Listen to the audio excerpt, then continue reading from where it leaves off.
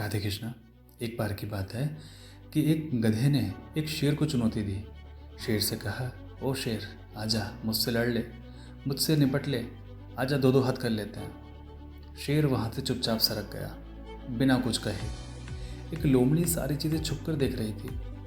लोमड़ी ने कहा, क्या बात महाराज, आपने गधे की चुनौती स्वीकार नहीं की, चुपचाप सरके जा रहे हो। शेर ने कहा, देख मामला है ऐसा, गधे की चुनौती स्वीकार करने का मतलब यह है कि मैं भी गधा हूँ। वो तो गधा है ही, साथ में मैं भी और गधा बन जाऊँगा। अगर वो गधा ना होता तो वो ऐसी चुनौती ही ना देता। पागल हो रहा है मुझसे लड़ने के लिए, जबकि उसको पता है कि वो मर जाएगा।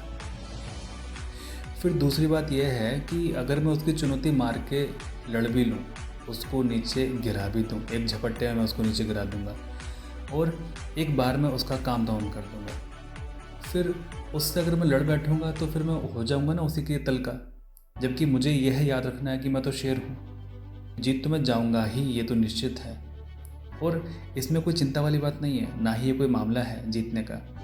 जीतने में कोई अड़चन भी नहीं है, एक झपट्टे में इसका सफाया हो जाएगा।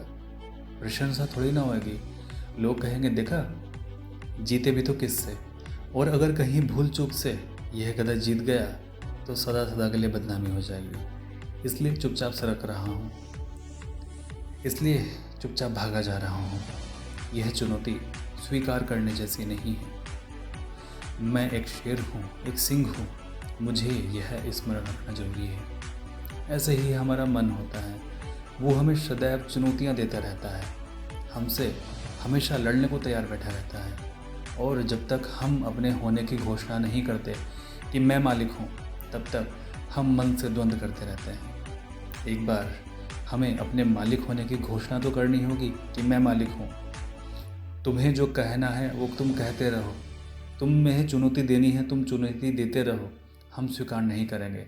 ना हम तुमसे लड़ेंगे, ना हम तुम्हारी बात मानेंगे, ना हम तेरी सुनेंगे। तो चिल्लाता रह, कुत्ते की तरह भौंकता रह। हाथी गुजर जाता है और कुत्ता चिल्लाता रहता है। और कुछ दिनों के बाद में तुम हैरान हो जाओगे, तुम चकित हो जाओगे। थोड़े दिन अगर तुम मन को चिल्लाता हुआ ऐसे छोड़ दो, धीरे धीरे उस मन का गला सूख जाएगा। धीमे धीमे वह चिल्लाना बंद कर देता है। और जिस दिन तुम्हारा मन चिल्लाना बंद कर देगा, शांत हो जाएगा, उस दिन ही तुम अपनी अंतर गुफा में प्रवेश कर जाओगे। बाहर की किसी गुफा में मत जाना। बाहर कहीं शरण लेने का कोई अर्थ नहीं है, उसका कोई मतलब नहीं है। महावीर ने कहा है, अशरण हो जाओ। अशरण का मतलब है बाहर शरण लेना ही मत। और जैसे ही तुम अशरण होते हो, तुम्हें आत्मा की शरण मिल जाती है, तुम्हें आत्म शरण मिल जाती है। परमात्मा सभी का भला करे।